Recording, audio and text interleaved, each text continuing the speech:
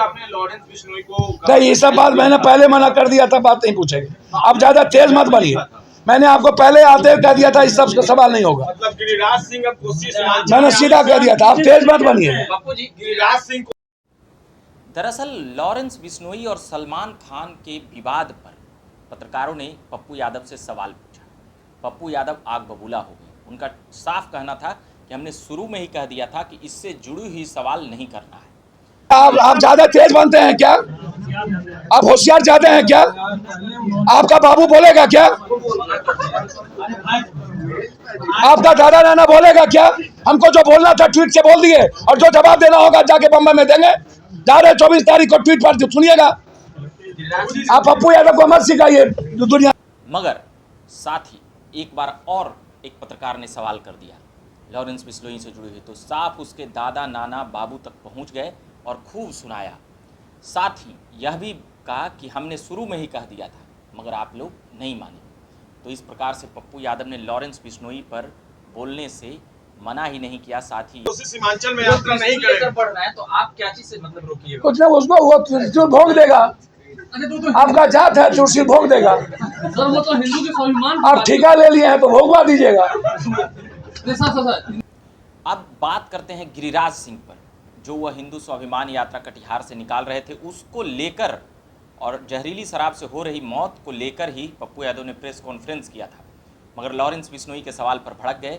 वहीं जब यह सवाल किया गया कि गिरिराज सिंह त्रिशूल लेकर चल रहे हैं तो आप कैसे रक्षा करिएगा, तो सीधे पप्पू यादव का कहना था कि हमको घोंप देंगे, मतलब कि, और सीधे तौर पर पत्रकारों के ही कह रहे थे कि आपके जाति का हैं, वह हमको घोंप दें, और भी बहुत कुछ वो बातें कह रहे थे। हम उन तमाम बातों को सुनते हैं विस्तार से कि पप्पू यादव ने प्रेस कॉन्फ्रेंस में प्रशांत किशोर, तेजस्वी यादव से जुड़ी हुई सवालों पर कैसे भड़क जा रहे थे। साथ ही लॉरेंस बिश्नोई पर तो वह पत्रकारों को कह सकते हैं कि एकदम टूट ही पड़ रहे थे, इस प्रकार से एकदम आक्रमण बोल दे रहे थे। दरअसल उन पत्रकारों की भी गलती नहीं थी। वो पत्रकार उस प्रेस कॉन्फ्रेंस में देर से पहुंचे थे, और पप्पू यादव ने शुरू में ही कह दिया था कि लॉरेंस बिश्नोई से जुड़ी हुई सवाल पर कोई सवाल नहीं पूछेगा। और उन्होंने अपने ट्वीट का हवाला देते हुए यह कहा कि हम तो पहले ही बता चुके थे कि ट्वीट में, मगर कई लोगों ने ट्वीट को हटाने की बात की, मगर हम नहीं हटाए, सीधे कहे कि हम सल्फास खा लेंगे अगर ट्वीट हटाएंगे तो। इस प्रकार से पप्पू यादव ने प्रेस कॉन्फ्रेंस में कई बातें की, गिरिराज सिंह से जुड़ी हुई बातें की। सीधे कहा कि पप्पू यादव के लाश पर चलकर जाना होगा गिरिराज सिंह को, और भी क्या कुछ कह रहे हैं उन तमाम बातों पर, प्रशांत किशोर से जुड़ी हुई बातों पर, और साथ ही नीतीश कुमार को लेकर भी क्या कुछ कह रहे हैं। सुनेंगे तमाम बातें इस वीडियो में। याद करिए, जिस वक्त 40 करोड़ की आबादी थी, मुसलमान कितना था और हिंदू सनातन कितना था। आप पप्पू यादव को जगाइएगा, और जगाने के लिए आप जाइएगा मुसलमान के घर में, आप वहां जगाने जाइएगा। अरे जाइए ना, पाकिस्तान को मिटाइए ना। औकात है तो दाऊद इब्राहिम को लाके फांसी दीजिए ना, क्यों चट्टा नहीं है? बहराइच में भी दंगा हो गया है, वहां भी माहौल खराब। माहौल खराब कौन करता है? नेता ना, जब जब चुनाव आता है तो नेता ही माहौल खराब करते हैं। जब जब चुनाव आते हैं तो नेता खराब करते हैं, और ऐसे एरे घेरे बहुत आए गए, बहुत माहौल खराब करने आए सीमांचल को। गिरिराज दा, आप अपने विभाग का फैक्ट्री लगाने आइए, स्वागत करेंगे। बाढ़ से मुक्ति दिलाने आइए, स्वागत करेंगे। मक्का मखान पर आप काम करने आइए, स्वागत करेंगे। यदि नफरत पैदा करिएगा ना तो सीमांचल और कोसी है, और मैं पप्पू हूं। मैं दुनिया की ताकत से मैं मरना जानता हूं। एक कदम भी बढ़ने नहीं देंगे जब तक मैं जिंदा रहूंगा। नफरत पैदा किए तो एक कदम, एक कदम, एक नफरत पैदा किए तो पप्पू यादव बढ़ के वो दिखा दे हमको।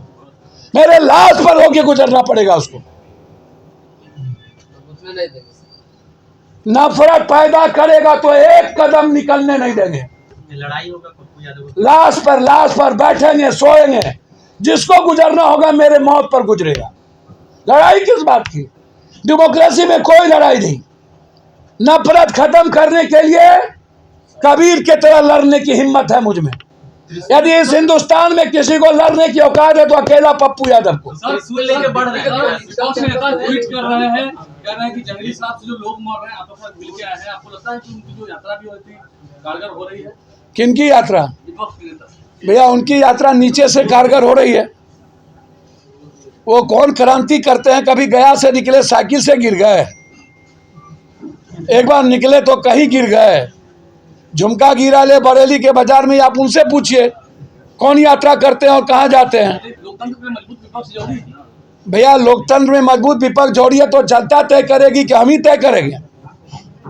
जनता जैसा खाइएगा, रोपिएगा बबूल, खाइएगा खजूर।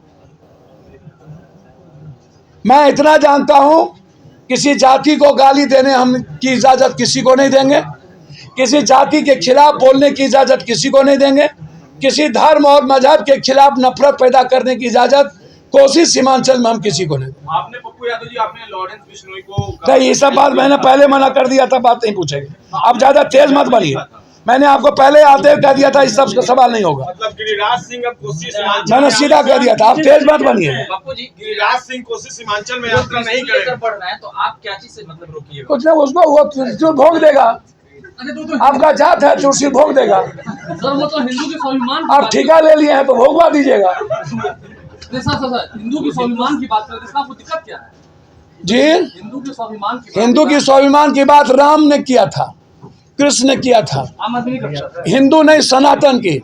सर 122 करोड़ हिंदुस्तान में सनातनी है और उसके स्वाभिमान को चैलेंज करने की औकात किसी को नहीं है। और यदि पाकिस्तान में किसी हिंदू की बेटी को उठा रहा है तो नरेंद्र मोदी का 56 इंची कहाँ चला गया? उसको बोलिए सीधा बम पटक दे।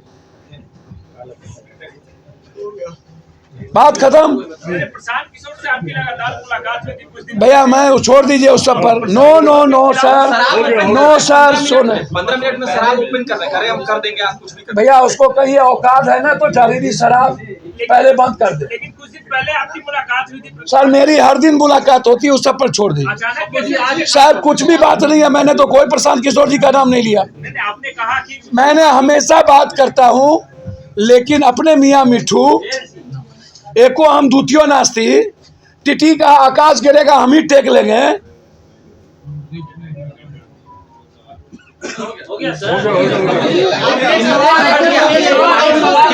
नीतीश जी बार बार माफी मांग रहे हैं, अच्छी वो कह रहे हैं कि गलती हो गई, 2 बार गलती हो गई। भैया बार में नीतीश जी हमारे आदरणीय नेता हैं, उन्होंने उनकी नीयत खराब नहीं है, पॉलिसी खराब हो सकती है। अब नीतीश कुमार जी बार बार ऐसा क्यों बोलते हैं मुझे नहीं पता। मुझे लगता है कि नीतीश कुमार जी एक सवाल पर बहुत बड़ा बोझ है, बहुत बड़ा कहीं न कहीं नीतीश कुमार पर दबाव है। भैया आप ज्यादा तेज बनते हैं क्या? आप होशियार ज्यादा हैं क्या? आपका बाबू बोलेगा क्या? आपका दादा नाना बोलेगा क्या? हमको जो बोलना था ट्वीट से बोल दिए, और जो जवाब देना होगा जाके बम्बई में देंगे। जा रहे 24 तारीख को ट्वीट पर सुनिएगा। आप पप्पू यादव को मत सिखाइए दुनिया जीने की। हिंदू पाकिस्तान में अभी 1% भी नहीं बचा है, यहाँ भी खतरा है। भैया हिंदू यदि पाकिस्तान में 1% नहीं बचा है तो बोलिए ना कि नरेंद्र मोदी जी परमाणु गिरा दे। अभी बोले हैं कटिहार में कि कटोगे तो कटोगे। भैया मैंने कहा, भैया हमने कहा वही तो कह रहा हूँ। नीतीश कुमार जी, आपके जरा सा भी आपका स्वाभिमान और आपके पास गैरत है तो गिरिराज सिंह जी के यात्रा को रोकिए। और मैं जिस दिन आऊंगा, जिस दिन सरकार में, सबसे पहले कानून बनाऊंगा जहरीली शराब के खिलाफ फांसी। और जो नेता किसी जाति को गाली देगा और जो नेता किसी हिंदू मुसलमान के आधार पर जिंदा रहेगा, उसको किसी भी कीमत पर कोई टिकट मिलने का कानून बिहार में रोक देंगे, बना देंगे। और गिरिराज टाइप के लोगों को या तो रोकिए या नहीं तो जेल में बंद करिए। फांसी का प्रावधान होगा? बिल्कुल फांसी का प्रावधान हो।